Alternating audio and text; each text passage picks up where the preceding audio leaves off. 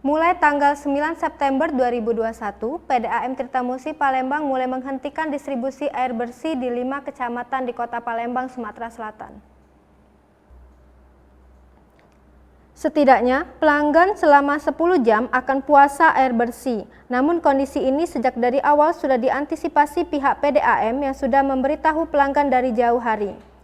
Direktur Operasional PDAM Tirtamusi, Cikmit, mengatakan 5 kecamatan akan terdampak penghentian sementara distribusi air, di antaranya Seberang Ulu 1, Seberang Ulu 2, Kertapati, Pelaju, dan Jakabaring.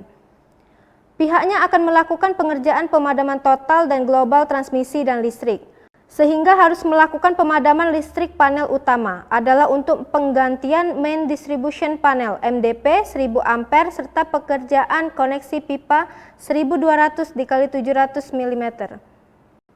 Cikmit mengatakan, total pelanggan PDAM di wilayah Seberang Ulu akan mengalami gangguan distribusi air berjumlah 70.000 sambungan rumah pelanggan.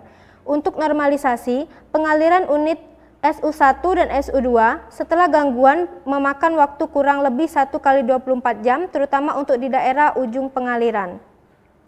Khusus untuk di daerah ujung pengaliran SU2 Talang Putri, Jalan Panjaitan ujung, Tegal Binangun ujung, normalisasi 2 kali 24 jam.